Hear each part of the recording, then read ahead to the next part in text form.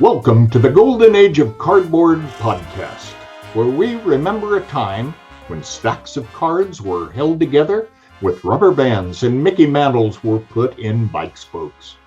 We hope you will enjoy and reminisce as you come along with us as we tell stories about the baseball cards from the Golden Age of Baseball. We will examine the state of the vintage baseball card market and talk to some of the greatest collectors in the hobby. You won't be hearing us talk about any chrome or shiny cards here. Now, to take you on this retrospective journey, here's your host, direct from the shallow end of the gene pool, my son, Mike Moynihan. Yo and hello everybody, Mike here, and welcome to another episode of the Golden Age of Cardboard podcast. As I just said, my name's Mike Moynihan. I'm the host this week, every week. And this week's episode is going to be a lot of fun for a lot of reasons. Y'all know that I'm a big grading card guy. I do love my graded cards. And I think we're at a point now in the grading environment, the grading landscape, that's an interesting kind of point of time because we're 6 months away from when PSA shut things down. They're slowly reopening. And I want to talk to my guests tonight about that and what they think and how they think what the ramifications are kind of across the hobby landscape, if there are any. And then Norman's down here doing a little whining, wanting to get up on my lap. So we're going to talk about that. And hold on. Dude, seriously, you can't do this.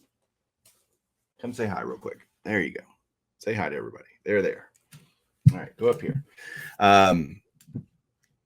That's a great intro, by the way. If you ever want to do a podcast, have your dog interrupt you. That's always a good thing to do. So I've got two guests on tonight. The other part, obviously, we're talking about grading, which I love. And then the other thing I'm really looking forward to is I get to talk to two of my best friends in the hobby about this tonight. And the first guy I'm going to bring on is, you guys have heard him a lot on this show because he's been on more than anyone else. And it's Andy. She blind me the refractors, my co-host for this show. Hey, Andy. How's it going, Mike? I hope Norman smells well. Yeah, he's trying to figure out what the heck he wants to do tonight. So it's always a good interruption. Yeah. He's good for radio. He is. He's probably got more good things to say than we do. So that's probably true. What's going on with you? Are you excited about coming to see me? Yeah, I mean, we've got that coming up here at the end of the month. So yeah, looking forward to that, and looking forward to this conversation because there's a lot of different things that can be said about this topic. So should be fun. Yeah.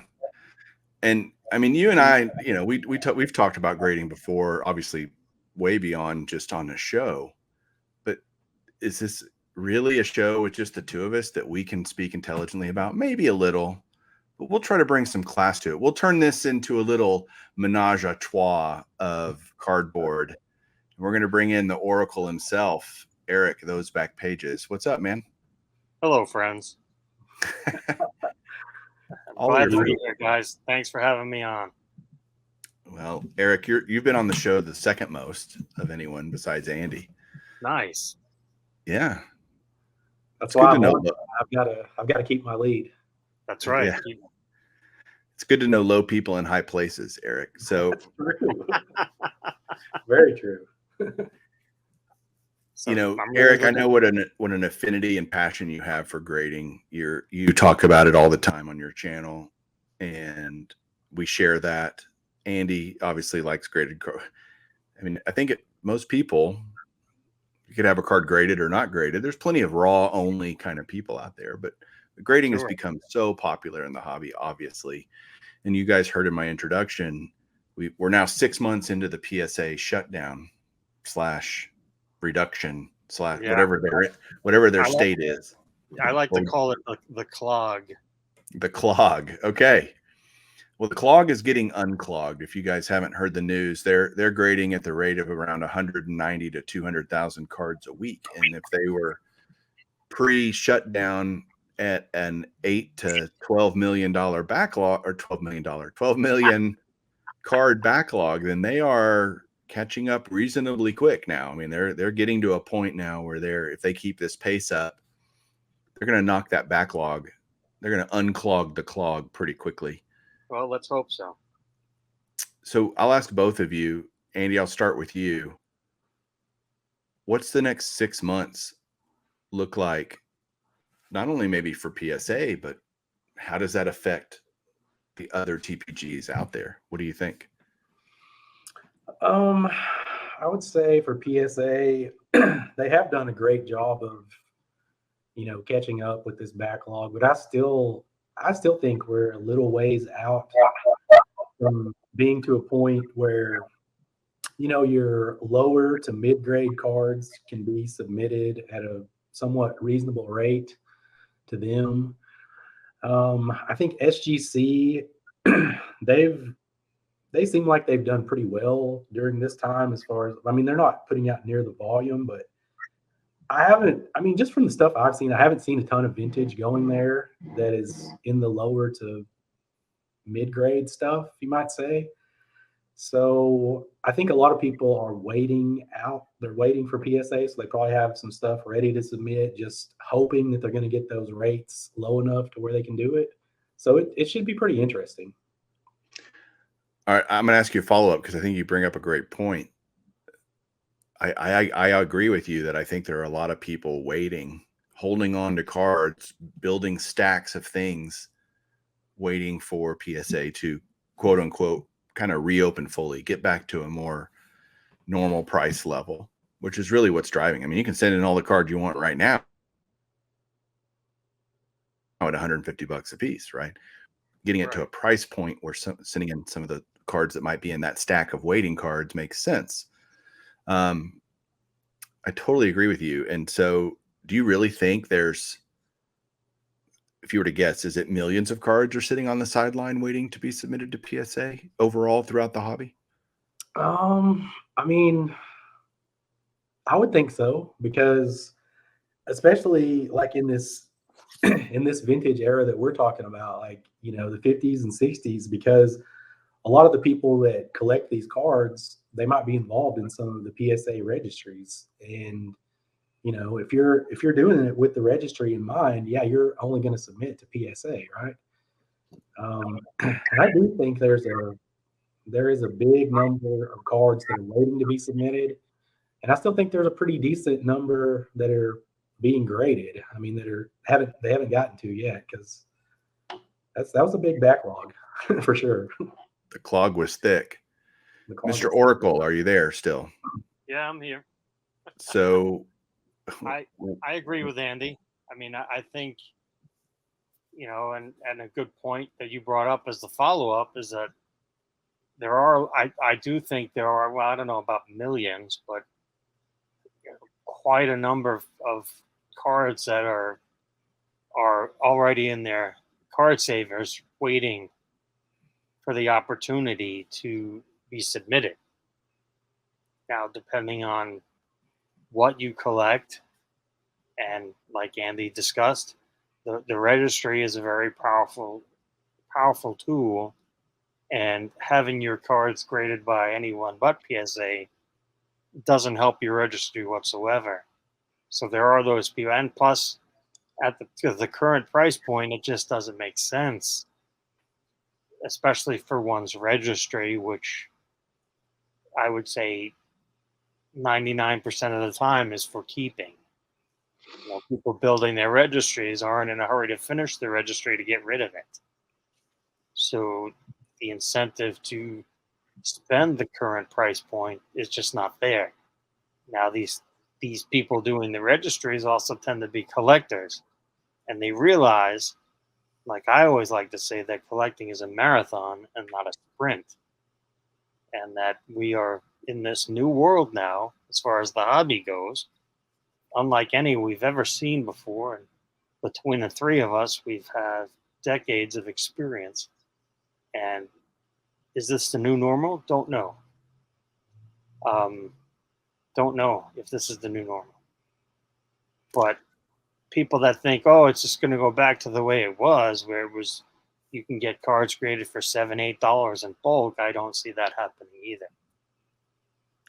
Yeah, I think those days are long gone. I love your point about the different mindset that an individual might have depending on their purpose for that card. Is it a forever thing, or is it a for now, till I can get it back and sell it thing? And that matters dramatically on your decision whether or not to send it in, at what price level, and also the price level also determines how fast you get it back to some degree. Right. Or at least it used to. Right. Yeah, it used to. Yes. So that all plays into that. I think you're right. I think there's kind of these two people that are the resellers, the flippers, and the collectors. And I think the collectors have learned to be patient. I know I have a stack waiting to go to PSA at some point, and I am in zero hurry to do it. I have cards there now that luckily got in before the shutdown. Right. Still waiting on them a year later. But what'd you say, Eric? I said, yeah, right. You're right. And I'm in, like you said, no hurry. The flippers, but even if they want to get them back quick, they're going to have to pay a lot of money. And then you have to go, is the juice worth the squeeze? And right. I think that the number of cards that meet that criteria, that the juice is worth the squeeze, significantly smaller than it was 2 years ago or a year ago, for sure. Right. Andy, you made a great point earlier off air. I'd love you to explain kind of just some of the math that a collector or a flipper might go through in their mind of how they might think through that.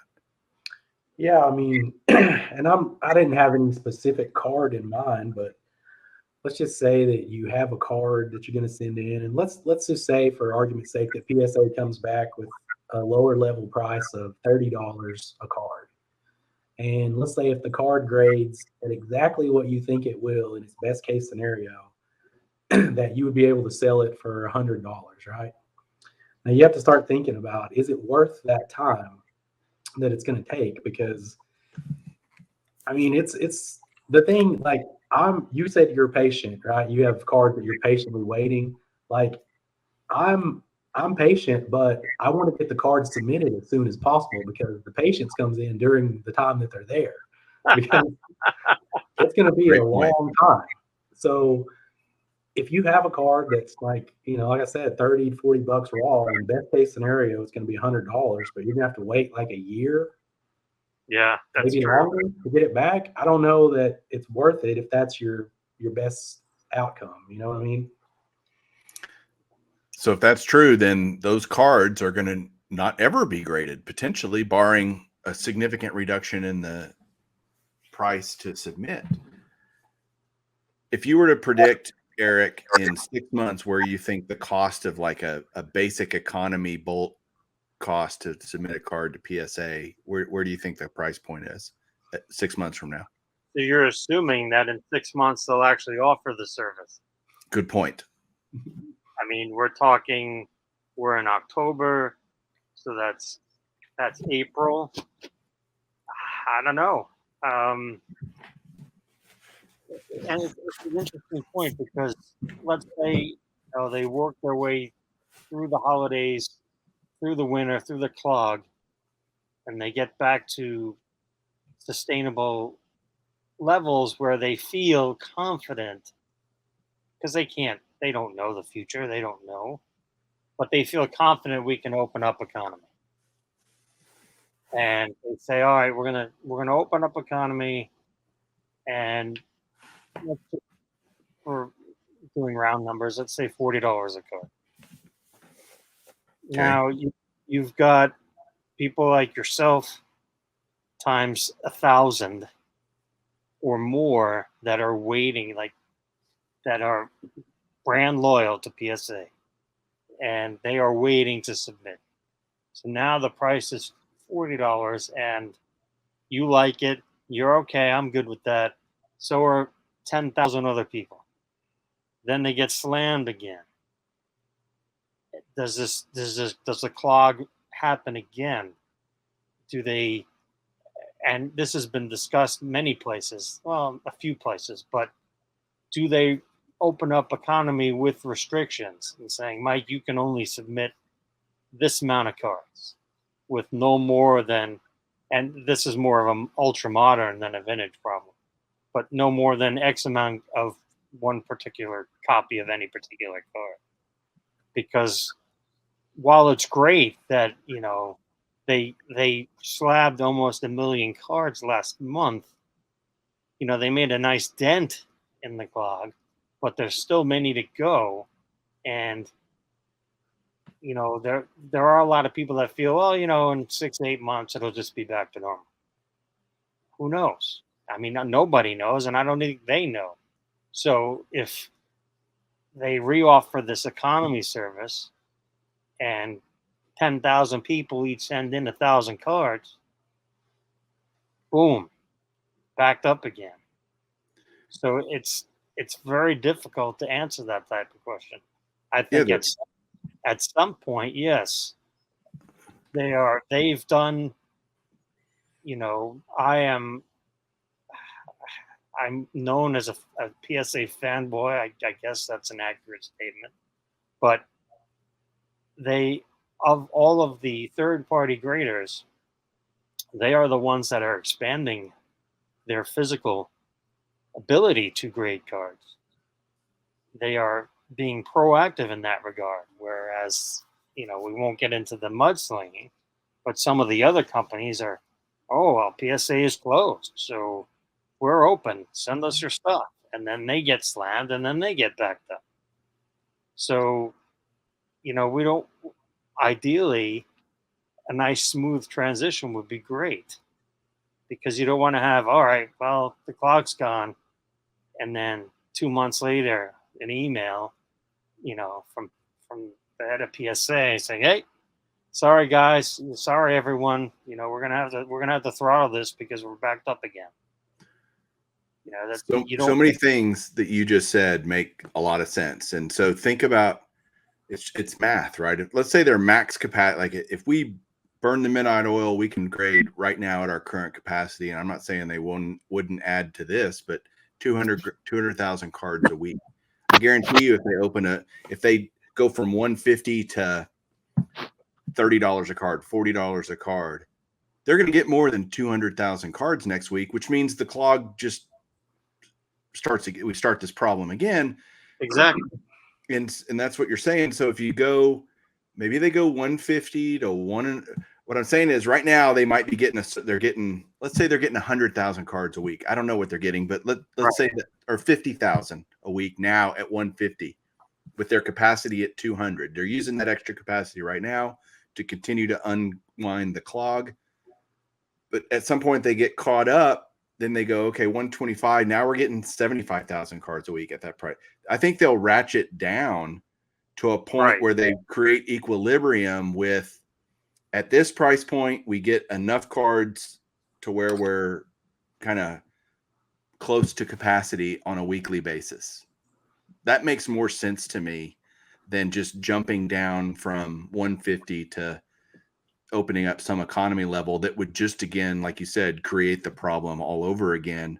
Right. Now, if they drop it, and they get to, we got 100,000 cards there might be some point where if they drop it, some price point, some tip over point price wise that, oh shoot, now we got 300,000 cards. They might have to go, oh, that was too low. Right. Well, then they can't too high of a demand. Well, then you raise it back up. And that's not what I don't think they'd want to do. I don't think they want to jack around with prices a lot. So I think they will slowly, incrementally decrease the price. They have to try to find that balance. Right. They're fine tuning it, right? They're kind of tuning it in on the radio going, okay, where is this point of price where we get enough cards to utilize all this capacity that we have? They want to use it. They don't want to idle, graders, so to speak. They're not paying them to sit there and pick their nose. Now, to swing it around to the other side of the fence, because I'm sure a lot of people that are tuning in right now are not submitting themselves. And that's not by, because of the clog or shutdown. That's because that's not how they collect.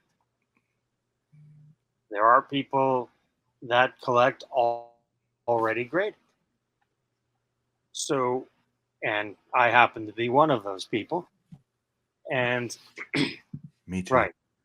And, you know, again, if you're listening to us and you've come back, what I like to just define as the new times versus the old days, the post, pandemic, no, I can't say that word. Mediocrity?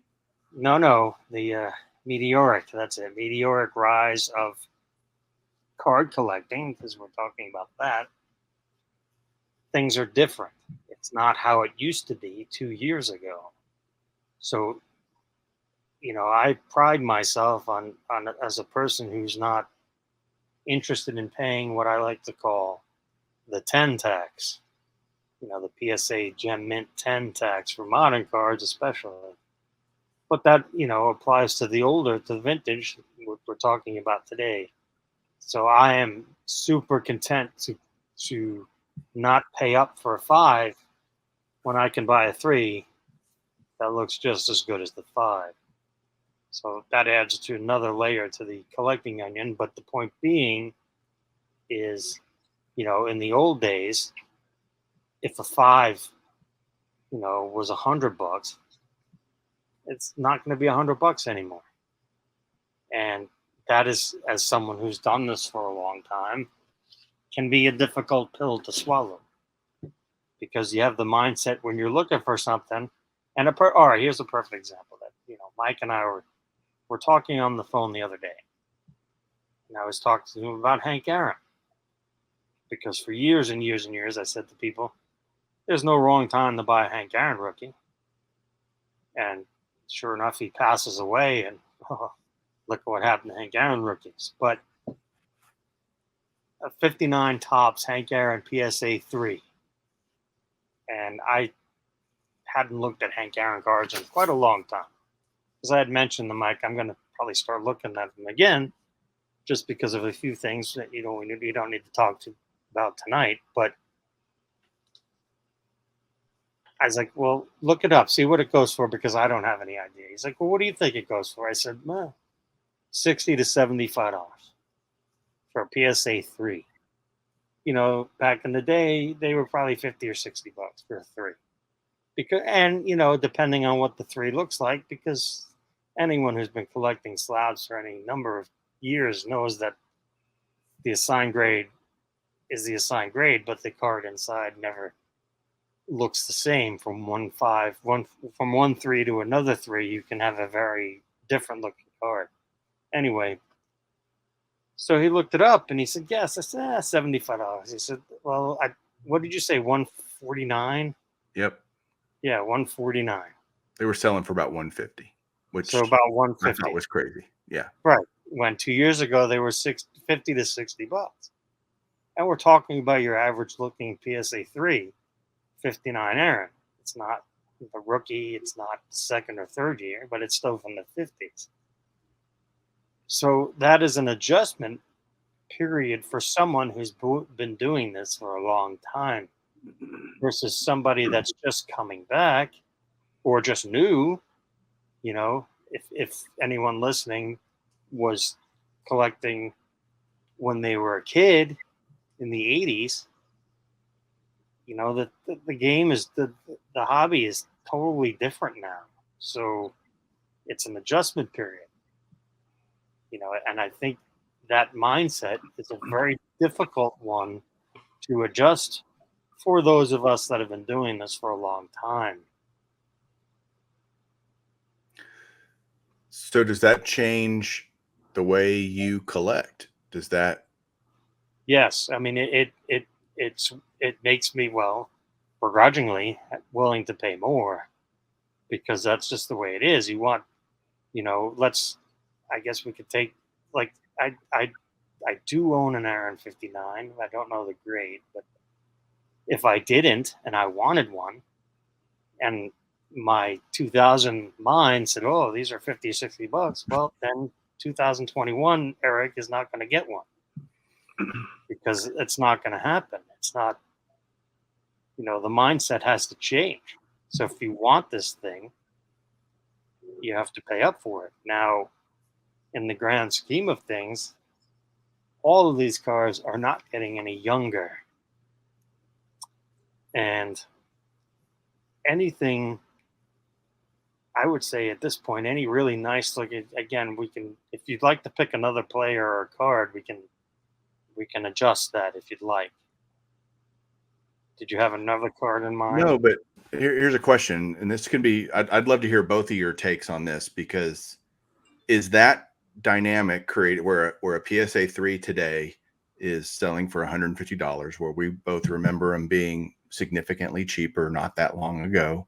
Is that created by the fact that there are more collectors entering the hobby, or is that created by the fact that no more 59 Hank Aaron's are being able to be submitted because it doesn't make sense to grade them at the current price level, and therefore the supply is drying up?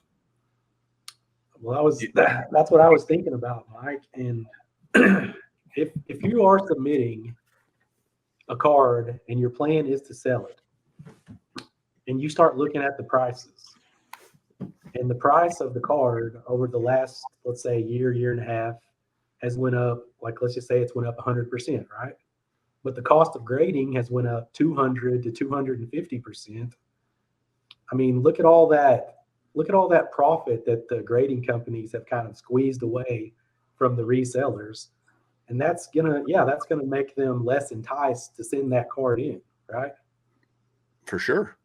Right. So, but are there more people now wanting a 59 Hank Aaron? And what I've seen other people do, and I've done this myself on a number of cards that I have bought during the meteoric rise. I wanted this grade. Let's say if I was hunting for a 59 Aaron, I'd be looking for a 5. That's a collector grade to me. You can find really nice looking 5s, maybe a 6 if the price made sense. But I'm having to settle for a 3 because a 3 now costs what a 5 cost a year ago. Right. You know what I mean, Eric? And that, yeah, totally. So that dynamic has totally changed the way I hunt and select cards. I don't consider that a good thing because I'd rather have a 5, right? But right. The reality of it is I'm having to settle, which you could argue will save up more money and buy the card you want. Well, that's easier said than done sometimes because they're just not out there. Well, that interesting you brought that up, because you see a lot of people say that, but then by the time you saved up for it, it's gone up again. And you have to save up more, and then it's gone up again. So you're chasing your tail in that regard. Right. So I'm sorry, Andy, if you're done. Andy, keep going. I didn't mean to interrupt you either. I apologize. Yeah, just to your point, Eric. To your point there, Eric, there's a lot of cards that I've been saving up for forever and probably will, because you never save up quick enough. Right, exactly. Your rate of saving cannot keep pace. Your rate of saving can't keep pace with the increase in price of the card. That's right. True. Very true. Yeah. Interesting. It's interesting. I just think that the supply of cards is going down. Well, yes, but I mean, maybe the 59 Aaron is probably more of an extreme example. Let's say, all right, let's use a different example. Let's say an 82 tops Ricky Henderson. Okay. Third year card, raw, not very expensive. Rated, it could get expensive. And to answer your initial question that you asked us both, and Andy already answered, I think the answer is both. More people wanting to collect and collecting, and to Andy's point, less people submitting, because why are you going to pay such a high grading fee and then sell at, even as minimal gain? I mean, it's a double-edged sword. I mean, it's a lot of people, flippers, they're so horrible. Well, the cards have to come from somewhere. Somebody, and I've been saying this a lot lately, like, because you guys know me well, that I don't mind lower grades. And so one of the things I've been saying a lot lately is to submitters is like, you cry, I buy. Like, you submit something, you get a horrible grade. You're, oh man, I can't believe I got this grade. I'm interested. What do you want for it? There is a market. Not everybody has to have tip-top condition. And the longer you are collecting, there's always going to be somebody better. I don't care what it is. But so the supply, like you said, there's more people buying and there's less supply. So you put that stuff together, and then you're sitting at, not to call you out, Mike, but what was that card you just bought? You told me, and I can't remember. So Lee Smith? Oh, yeah, 84 tops Lee Smith. There you go. You're not calling me out. I bought the card, so I have no one to blame but myself. And I paid $13 or $14 for an 84 tops Lee Smith and an 8. And a PSA 8. Right. That card a year ago or 2 years ago, I could have bought a 10 for that $20, you know? Right. Exactly. And honestly, probably 2-3 years ago, you probably wouldn't even be able to find an 8. Yeah, because nobody was grading those either, because it wasn't even worth grading to get a 10, even if you got a 10. Right. So, it was kind of a trick question, because the answer, I think, is both. I think you're right, Eric, that the answer is both. Both things are contributing to what we're seeing in the market right now. Right. And I don't think that gets better anytime soon. No, not any. Eventually, but 5-6 years from now, I mean that's an eternity in the hobby. Right. There's a lot of I like to think a lot of people that are listening that are in our age group that are they realize that these things take time. And, to say it again, it's a marathon and not a sprint. Like, and that applies to all forms of collecting, especially cards. And especially if you're collecting, anyone who's, and this sounds morbid, but anyone who's still breathing.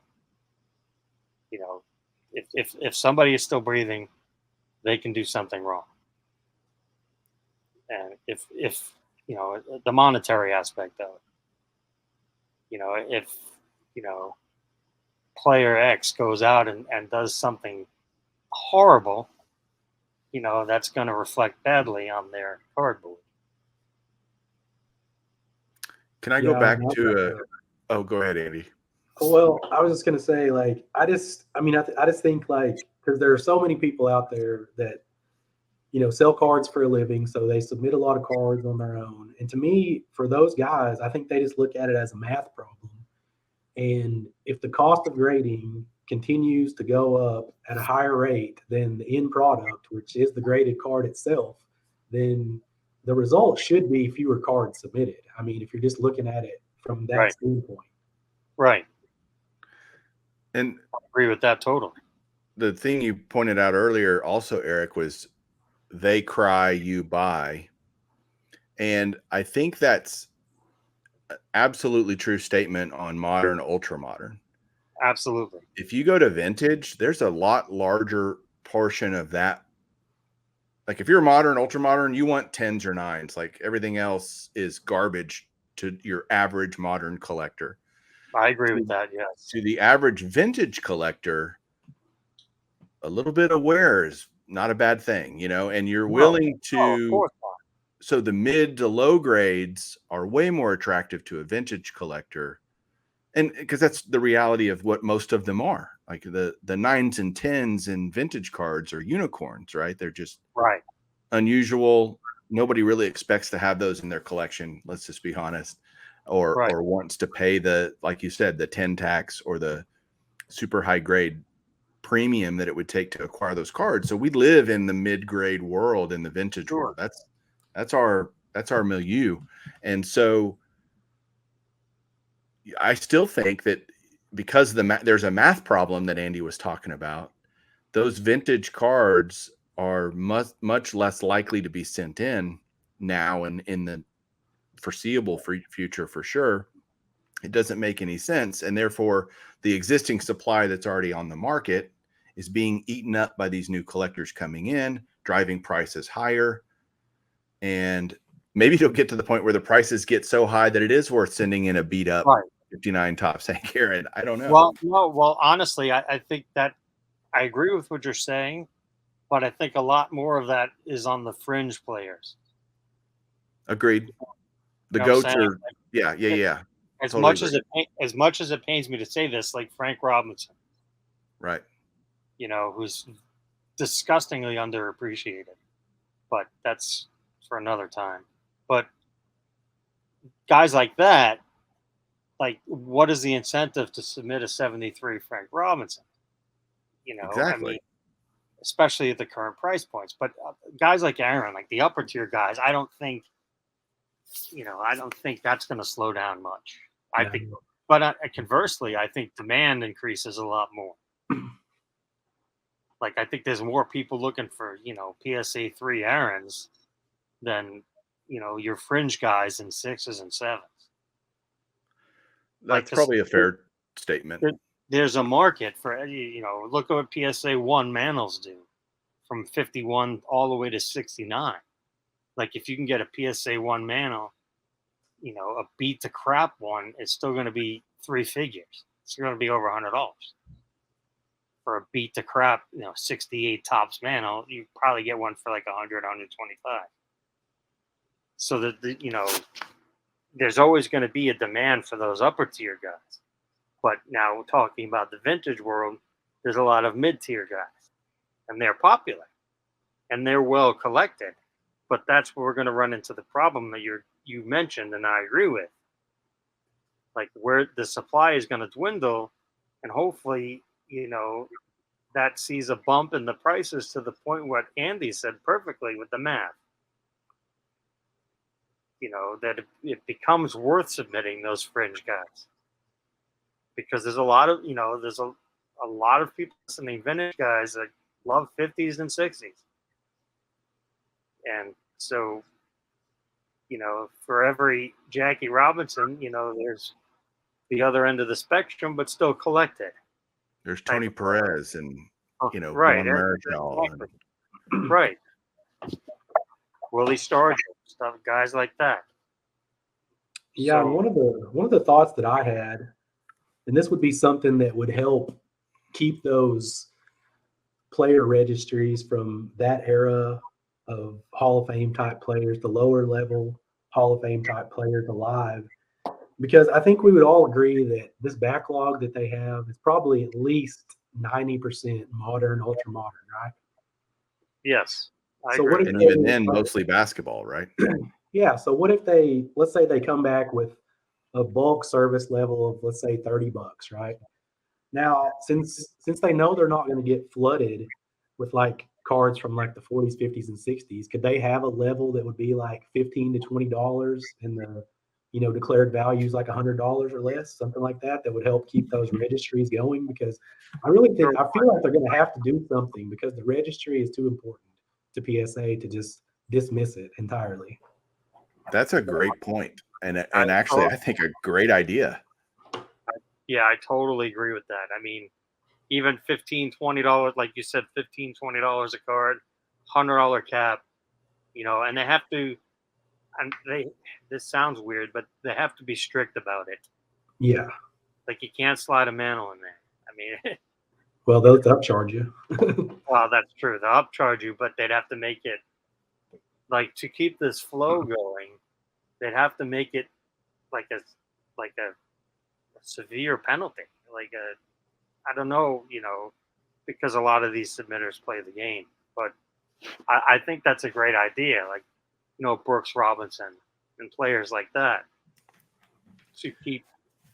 I think that's a very good idea, and I think that's something they should probably float out to their customer base. Like they should probably I'll call Nat. What do you people think of this? I'll call Nat Turner tomorrow and let him know Andy's idea. I'll give Andy full credit for that, by the way. I just emailed him. It's all good, Mike. Okay. So y'all know that they have these quarterly they used to have these quarterly like Trout and Griff. I remember one recent, like right before the shutdown, it was a Trout and Griffey or what's that? Jordan too, yeah.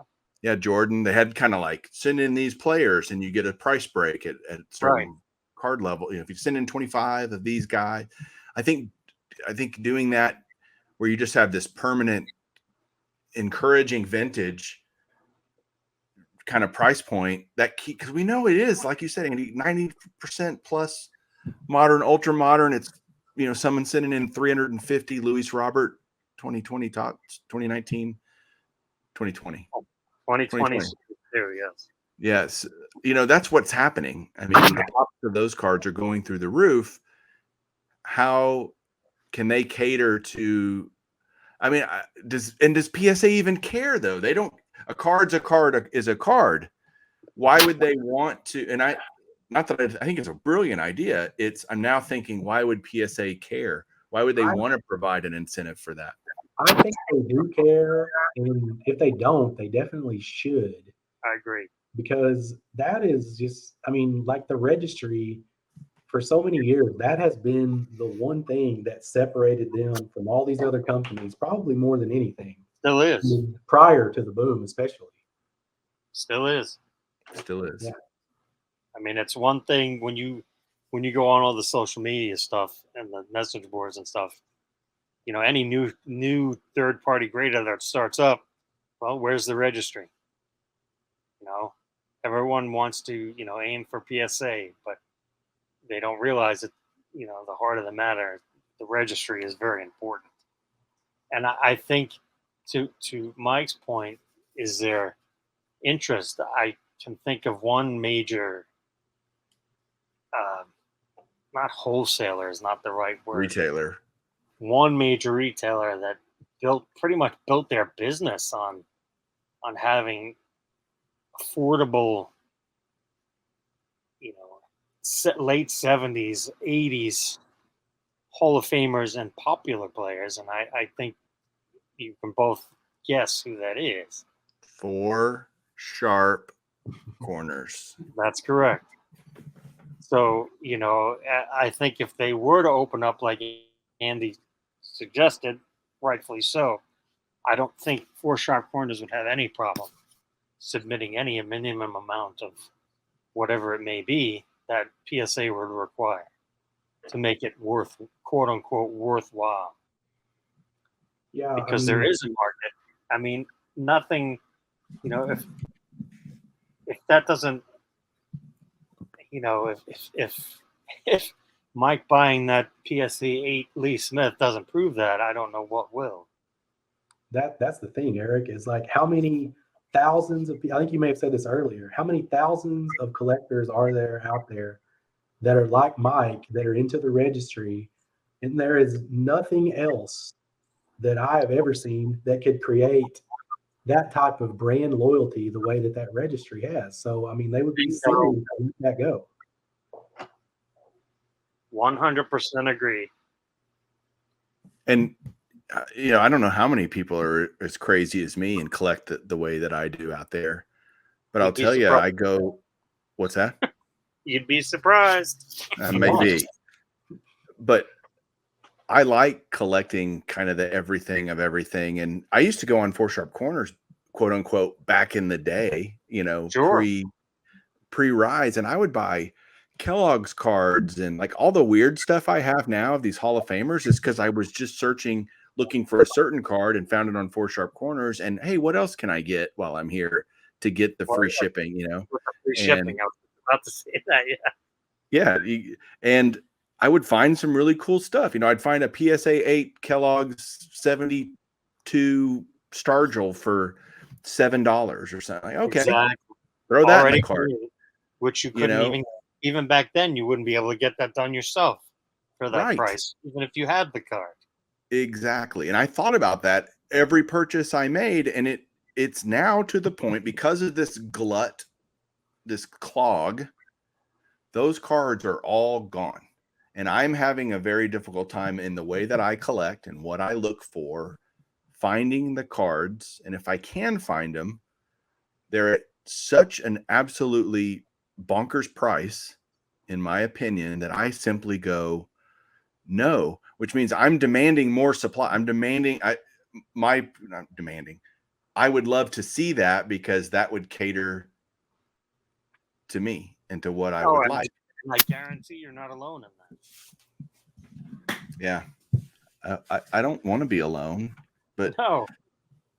I mean, Eric, you and I have a lot of crossover in our collections, meaning there's tons of cards that I have that you also have.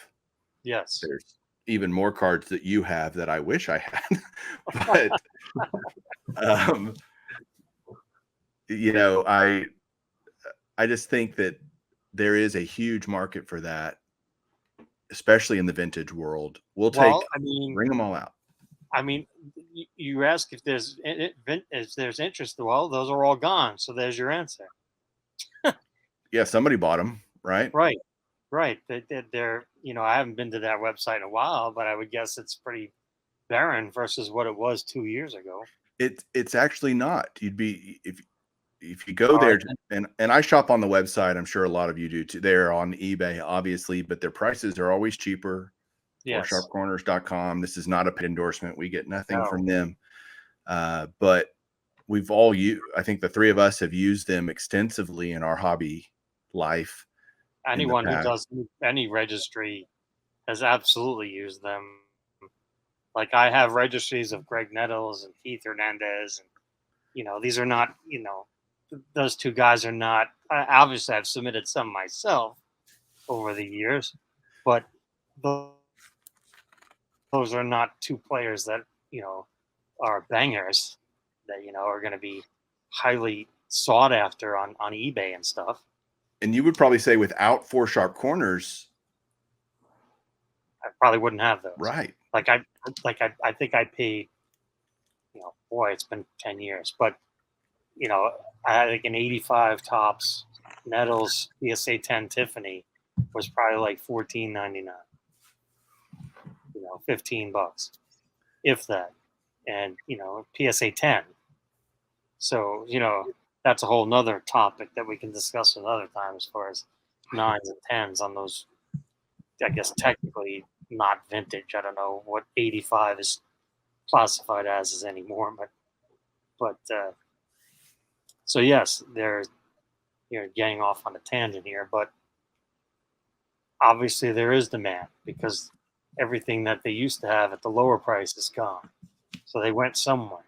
So I think, and I think a lot of people don't realize how popular this is now. It was popular 2 years ago, and now it's a hell of a lot more popular. And I think a lot of, especially those of us that do the social media and the online stuff, I think obviously that's important, but I think it's a small representation.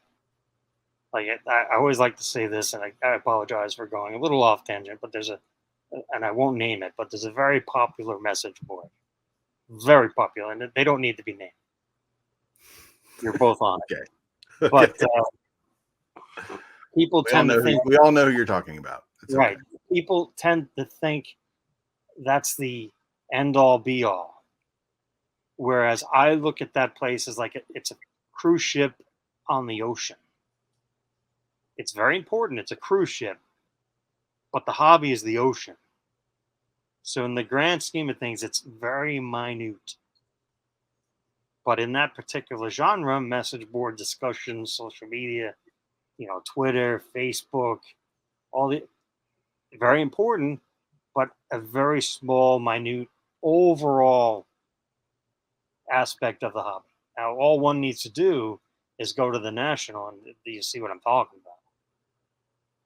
Especially in the old days, not this year in particular, but in the old days. So I think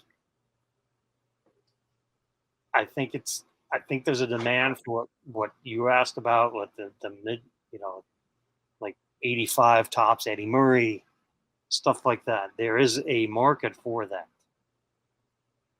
You brought up the National, and I remember even just 2 Nationals ago, 2019, which was actually the previous National before this year. Right. There were dealers with boxes and boxes of $5 slab boxes, and it would be 70s, 80s, Hall of Famers, kind of lower, like you said, kind of those non-core guys. Well, was it you, or was it, who were you with? You bought the Messina for $5. Yeah, that was with Mike O. Actually, right. He bought it because I already had it, and I almost bought it just because. And he bought a PSA 9 Fleer Ultra Update Messina rookie for $5. He did. Those boxes are very, not like every table had them, but there were bunches of those types of boxes. I totally agree. Not this year. Nope. And Mike, share with everybody how you had the vision to buy all those boxes full of slabs. Dang it. I should have. But I can go back to my old videos. It was either 2018 or 2019. I bought tons of Nolan, like 82 tops Astros leaders, Nolan Ryan, $5 for a 9. Or, I could buy all these. I bought all these Nolan Ryans because I found a guy that had a ton of them, and it was like $5 a piece or 6 for 20. Or, you could literally buy slabbed cards for cheap, right? Those days are long gone, and it's not that I think any of us, as we kind of finish up here, none of us expect us to ever go back to those days. Those are days that are retired forever, I think. But it's, what does the new world look like? Where can we fit in? Whether, as you mentioned it earlier, Eric, are you a collector that's been doing this forever? What does your future look like in the hobby because of the clog and what the post-clog era that we're going to be in? Ooh, the post-clog era. That's what we'll call it. The kind of guy that's been in the hobby just a few years, that kind of got the end of the good old days and is now, and then you have the new guy that's coming in with no idea. He thinks this is normal, right? Right, exactly. And we all have to figure out what that looks like. I'm willing to spend $13 on a Lee Smith 84 tops PSA 8. Some people would call that completely stupid. I'm raising my hand. Yeah, you're raising your hand. That's fine. But I understand. At the same point, I understand. But at the end of the day, and we all get to make this decision. I have a hobby dollar that I want to spend. I can spend it however I want, whether it makes sense to everyone else or not. And yep, bingo. That is, you have to be, whoever you, with your dollar, you have to be okay with what you're buying. And exactly. I did not buy the Lee Smith 84 tops PSA 8 because I thought it's going to double next week or ever. I will probably forever have lost money on that card. I can agree with that. Yes. I'm raising my hand. And I am totally okay with that because I wanted to do it. Exactly. Right. And you wanted the collection. Yeah. And so it's just a different world. We're all living in it. We're all trying to figure it out. I appreciate you guys coming on the show to discuss this. I don't know that we solved anything, but we certainly, it's just interesting to think what the future looks like and try to speculate, talk through what is maybe going through the minds of different collectors and flippers and all this stuff. And especially to get to do it with two of my best friends is never a bad way to spend an evening. I just had one last thought, Mike, because when you were talking about picking up those $5 slabs a couple years ago, what it made me think of is like, that is the hobby's version of like when our grandparents tell us about how they used to go to the movie theater for like a nickel. Right. That's kind of like the hobby version of that. That's right. Yeah. I bought, I know this now, this popped in my head. I bought a 63 tops. It's a multiplayer card, Buckbusters, and had Roberto Clemente on it. Yes, Buckbusters. Yeah. Is that it? And there's like 4 guys kneeling down. It's a horizontal card, or no, maybe vertical card. I can't remember. It's a vertical card. Vertical card. And Clemente's on it. And I got a PSA 6 of that card, maybe a 7 for like $10. Back then, yeah. 2018. It's not like it was decades ago or anything. Almost 4 years, yeah. It's changed a lot, and we have to either adapt or I mean, we can adapt. Yeah, we adapt or wait, and I don't know that waiting is going to do you a whole hell of a lot of good, as we've talked about. Depends on the player, absolutely. Sure. Eric, any final thoughts? No, I think we had a nice discussion here. I mean, if you're watching on YouTube, please, smash the like button. It helps out, and definitely leave comments. Let's get the comments, get the discussion going. I mean, if you've got thoughts on it, if you want to make a response video, even better. Yeah, we're definitely not the last word in any of this. No, we're always learning. We're always learning. Like I always like to say, always learning. Share your knowledge. It makes the community better. You said something at the very beginning, Eric, that I'm curious about. Andy, you've been in the hobby how long? Let's see, since I was like 8 years old, so 34 years. Eric, I know you've been in the hobby since 1980. 1980. I'm 81. So we got 41, 40, and 30. So that's over 100 years of hobby experience between us. Right. That makes me feel old as shit. Yeah, but you're only as old as you feel. That's true. And an experience does have some value. Yes. It doesn't mean expertise. It just means experience. 2 different things. But we thank you, Andy. Thank you, Eric, for being on the show. My pleasure. Thanks for having us on. It's always a good time. Always a good time. Yeah, I think we could go for hours and hours. And if like Eric said, if you want to comment and you want to see a follow-up and us continue to discuss this, we'd be, it's not like it's hard for me to get a hold of these guys. It's maybe hard for me to pin them down to do an episode, but none of us, we all enjoy talking about this. And that's the great thing about making these connections and having friends in the hobby. It is so great. And you guys, truly, I appreciate your friendship. I appreciate what you mean to the hobby, and especially what you mean to me personally. Right back at you, man. All right. Well, everybody out there, thanks for listening, watching on YouTube. We'll catch you soon. Keep collecting. Even if you can't find it, keep trying.